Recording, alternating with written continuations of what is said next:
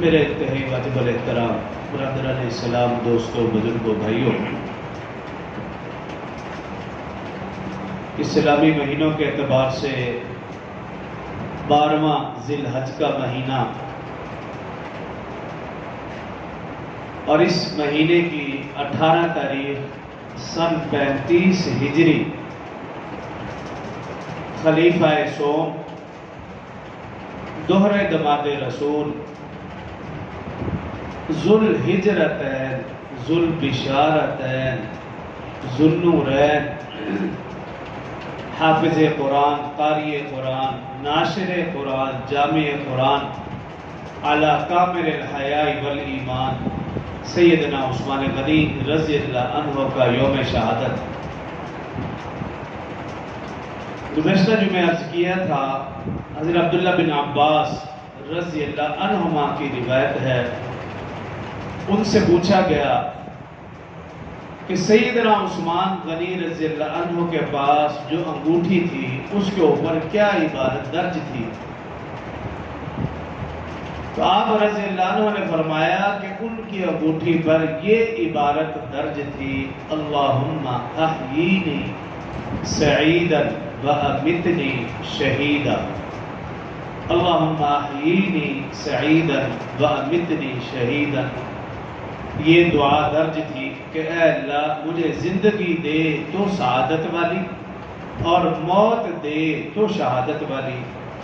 اللہ نے ان کی یہ دعا قبول فرمائی کہ ان کی زندگی بھی سعادت والی تھی اور ان کی موت بھی شہادت والی تھی۔ گزشتہ جمعہ کچھ سعادتیں عرض کی تھیں، آج سعادتوں کی صرف فہرست بیان کر کے شہادت کی طرف اور اس موضوع کو مکمل کرنے کی کوشش کروں گا۔ محترم سامعین، جس صحابی کی بھی بات کی جائے وہ بے مثل و بے مثال ہے، وہ عظمت والا ہے، وہ شان والا ہے۔ صحابہ کرام اور اہل بیت اعظام کی جو شانیں ہیں، عظمتیں ہیں، فضیلتیں ہیں، وہ ان کی ذات کی وجہ سے ہرگز نہیں۔ سارے مرتبے، سارے مقام، ساری فضیلتیں صرف نسبت کی وجہ سے ہیں، جو ان کے نسبت رسول اللہ صلی اللہ علیہ وسلم کے ساتھ۔ نسبت کی وجہ سے صحابہ کرام کا مقام اور مرتبہ ہے، نسبت کی وجہ سے اللہ نے قرآن میں صحابہ کرام کی تعریفوں کے پل باندھے ہیں۔ گزشتہ جمعے میں نے عرض کیا تھا، کوئی سپارہ، کوئی سورت، کوئی ورقہ، کوئی صفحہ، کوئی آیت، کوئی لفظ، کوئی حرف ایسا نہیں کہ جس میں صحابہ کرام کی شان نہ بیان کی جا رہی ہو۔ پورا کا پورا قرآن اور تمام احادیث مبارکہ صحابہ کرام، اہل بیت اعظام رضوان اللہ علیہ مجمعین کی تعریف قرآن و حدیث میں بھری ہوئی، اور خاص طور پر خلفائے اربعہ، ان کی فضائل، مناقب قرآن و حدیث میں جا بجا اور بے شمار جگہ۔ ہمارا موضوع خلیفہ سوم دوہرے دماد رسول ہیں، تو گزشتہ جمعہ کچھ سعادتیں میں نے عرض کی، ان کا صرف نام لیے دیتا ہوں، پھر اپنے موضوع کی طرف آؤں گا۔ سیدنا عثمان غنی رضی اللہ عنہ کی پہلی سعادت کہ 5ویں پشت میں آپ کا شجرہ نسب رسول اللہ صلی اللہ علیہ وسلم کے خاندان سے ملتا ہے۔ آپ رضی اللہ عنہ کی دوسری سعادت بنو امیہ میں سب سے پہلے اور چوتھے نمبر پر اسلام قبول کرنے والی آپ ہستی ہیں۔ بنو امیہ میں تو سب سے پہلے نمبر پر، ویسے چوتھے نمبر پر آپ نے اسلام قبول کیا، یہ سب سے بڑی سعادت ہے۔ اور تیسری سعادت رسول اللہ صلی اللہ علیہ وآلہ وسلم کے گھر آپ دلہا بن کر آئے۔ رسول اللہ صلی اللہ علیہ وسلم نے اپنی صاحبزادی نور نظر لخت جگر سیدہ رقیہ رضی اللہ عنہا کو دلہن بنا کر سیدنا عثمان غنی رضی اللہ عنہ کے نکاح میں دیا۔ کتنا بڑا اعزاز ہے۔ اور پھر اس سے اگلا اعزاز، جب رسول اللہ صلی اللہ علیہ وسلم نے اللہ کے حکم سے صحابہ کرام کو حبشہ کی طرف ہجرت کرنے کا حکم دیا تو حضرت عثمان رضی اللہ عنہ کو حکم دیا کہ میری بیٹی لخت جگر نور نظر کو لے کر تم بھی حبشہ کی طرف ہجرت کرو۔ سیدنا عثمان غنی رضی اللہ عنہ نے رسول اللہ صلی اللہ علیہ وسلم کی بیٹی کے ساتھ حبشہ کی طرف ہجرت فرمائی۔ یہ بھی آپ کا اعزاز ہے۔ اور پھر اس سے اگلا اعزاز یہ کہ جو میں نے شروع میں کہا، ذوالہجرتین، پہلے حبشہ کی طرف ہجرت کی، پھر جب اللہ رب العزت نے مکہ سے مدینہ ہجرت کا حکم دیا تو رسول اللہ صلی اللہ علیہ وسلم نے پھر حضرت عثمان رضی اللہ عنہ کو حکم دیا کہ میری اس شہزادی کے ساتھ، بیٹی کے ساتھ تم مکہ سے مدینہ ہجرت کرو۔ حضرت عثمان رضی اللہ عنہ نے حبشہ میں ہجرت فرمائی، رسول اللہ صلی اللہ علیہ وسلم کی بیٹی کے ساتھ مکہ سے مدینہ ہجرت فرمائی، تب بھی رسول اللہ صلی اللہ علیہ وسلم کی شہزادی ساتھ تھی۔ اس وجہ سے آپ کو یہ لقب ملا رسول اللہ صلی اللہ علیہ وسلم کی طرف سے کہ ذوالہجرتین، دو ہجرتوں والے، یہ بھی آپ کا اعزاز ہے۔ اور جب مدینہ تشریف لے گئے، مدینہ کی سب سے پہلی مسجد قباء تعمیر کی گئی، جگہ انصاریوں نے دی۔ رسول اللہ صلی اللہ علیہ وسلم نے اس مسجد کی تعمیر کے لیے سب سے پہلے اینٹ رکھی۔ روایات میں آتا ہے دوسری اینٹ سیدنا ابوبکر صدیق رضی اللہ عنہ نے رکھی، تیسری اینٹ سیدنا عمر فاروق رضی اللہ عنہ نے رکھی، چوتھی اینٹ سیدنا عثمان غنی رضی اللہ عنہ نے رکھی، اور ساتھ ہی اعلان فرما دیا کہ یا رسول اللہ صلی اللہ علیہ وسلم، میں اپنا سارا مال لگا کر اس مسجد قباء کو اکیلے تعمیر کروں گا۔ مدینہ کی سب سے پہلی مسجد قباء تعمیر کی تو سیدنا عثمان غنی رضی اللہ عنہ نے، یہ بھی آپ کا بہت بڑا اعزاز ہے۔ پھر اس کے بعد مسجد نبوی کی باری آئی۔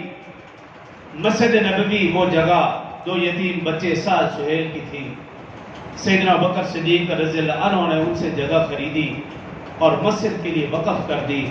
رسول اللہ صلی اللہ علیہ وسلم نے اعلان کیا، چندہ جمع کیا اور چندے کے ساتھ مسجد کی تعمیر مکمل کی۔ کچھ ہی عرصے کے بعد اس مسجد میں توسیع کی ضرورت محسوس ہوئی، مسجد کم پڑ گئی، مسلمانوں میں، صحابہ اکرام میں اضافہ ہوتا چلا گیا۔ مسجد نبوی میں رسول اللہ صلی اللہ علیہ وسلم تشریف فرما ہے، صحابہ اکرام کا مجمع ہے، رسول اللہ صلی اللہ علیہ وسلم نے اعلان فرمایا کون ہے جو مسجد کی توسیع کے لیے جگہ خریدے؟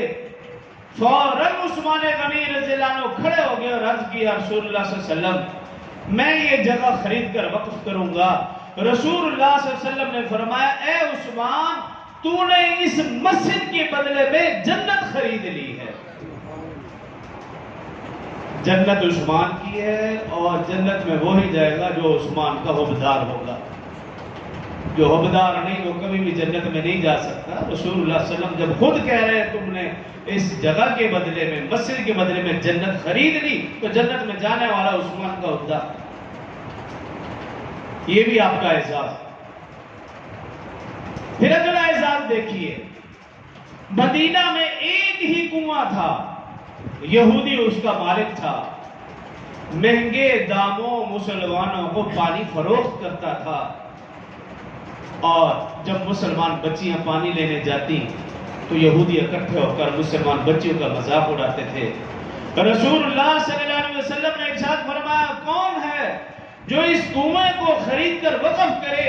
سیدنا عثمان غنی رضی اللہ عنہ کھڑے ہو عرض کیا رسول اللہ صلی اللہ علیہ وسلم میں یہ کنواں خریدوں گا۔ سیدنا عثمان غنی رضی اللہ عنہ اس یہودی کے پاس گئے اور اس نے اس کی قیمت بڑھا دی، 2 گنا کر دی، 3 گنا کر دی، 4 گنا کر دی۔ اس کا مطلب یہ تھا کہ یہ نہیں خریدے گا۔ جتنا مہنگا بیچا سیدنا عثمان غنی رضی اللہ عنہ نے، مہنگے داموں میں وہ کنواں خریدا، صرف مسلمانوں کے لیے نہیں، اس یہودی سے بھی کہا تیرے لیے بھی پانی فری ہے، تو بھی یہاں سے آ کر پانی پیا۔ کتنا بڑا اعزاز ہے عثمان غنی رضی اللہ عنہ کا۔ اور پھر رسول اللہ صلی اللہ علیہ وسلم نے فرمایا تھا اس عمل کے بعد اے عثمان آج کے بعد دنیا میں کوئی بھی چیز تجھے نقصان نہیں پہنچا سکتی۔ بے شمار اعزازات ہیں، جنگوں کے آپ اعزازات گننا شروع کر دیں، بے شمار اعزازات ہیں، کس کس جنگ میں کتنا کتنا مال دیا، اگر وہ بیان شروع کرے تو پھر تو وقت ہی ختم ہو جائے، وہ اس طرف جانا ہی نہیں چاہتا۔ میں چند اعزازات گنوا رہا ہوں، پھر اپنے موضوع کی طرف آؤں گا۔ پھر اگلا اعزاز، بدر کا موقع آیا تو رسول اللہ صلی اللہ علیہ وسلم صحابہ اکرام کو حکم فرما رہے ہیں چلو بدر کے میدان کے لیے تیاری کر لو، لیکن سیدنا عثمان رضی اللہ عنہ کو حکم دیا بھی تم مدینہ میں رہو، میری بیٹی نور نظر لخت جگر بیمار ہیں، ان کے ساتھ رہو، اور فرمایا اے عثمان تو میری بیٹی کی دیکھ بھال کرے گا، ہم بدر کے میدان میں اللہ کی راہ میں جہاد کریں گے، لیکن تجھے میری بیٹی کی خدمت پر اللہ جہاد کرنے کا ثواب عطا فرمائیں گے۔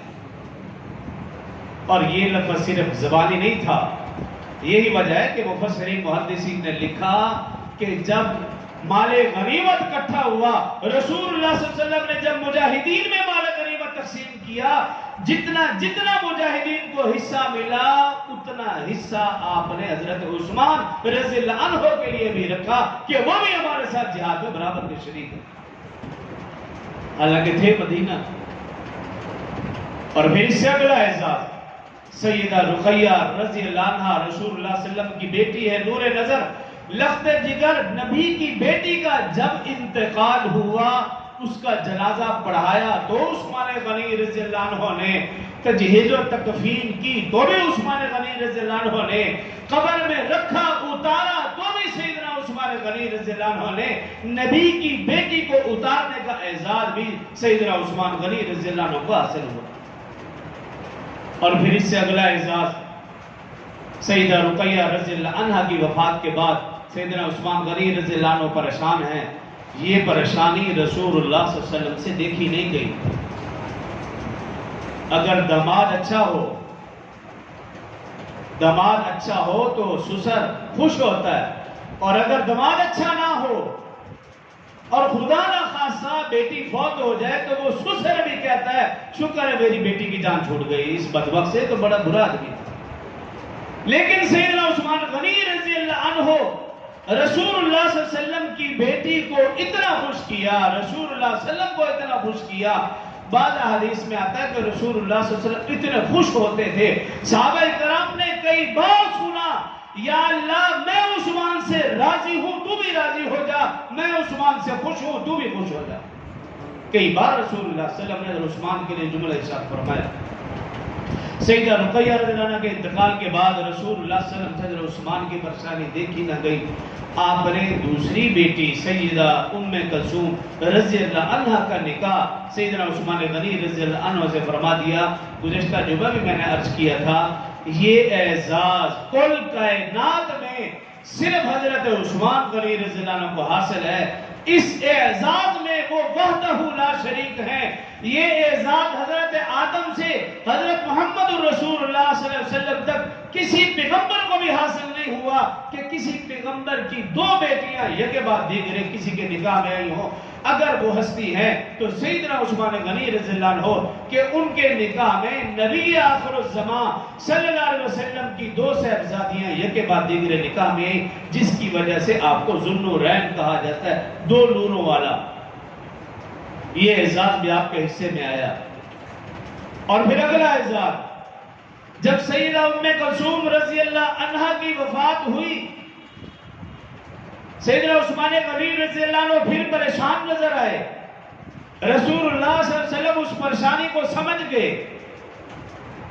کنز الاعمال میں بھی یہ روایت درج، شرح زرقانی میں بھی یہ روایت درج، موطا امام مالک میں بھی یہ روایت درج۔ رسول اللہ صلی اللہ علیہ وسلم نے فرمایا، تین جگہ مختلف روایات ہیں، ایک حدیث میں فرمایا رسول اللہ صلی اللہ علیہ وسلم نے یہ عثمان غنی کے لیے جملہ فرمایا، کسی اور کے لیے نہیں، فرمایا اے عثمان اگر میری 40 بیٹیاں بھی ہوتی میں یکے بعد دیگرے تیرے نکاح میں دیتا. ایک روایت میں اگر میری 100 بیٹیاں بھی ہوتی یکے بعد دیگرے تیرے نکاح میں دیتا. ایک روایت میں اگر میری 200 بیٹیاں بھی ہوتی یکے بعد دیگرے تیرے نکاح میں دیتا. آپ ان روایات سے اندازہ لگائے رسول اللہ صلی اللہ علیہ وسلم حضرت عثمان سے کتنی محبت فرماتے تھے اور کتنے خوش تھے. کیسے جملے آپ نے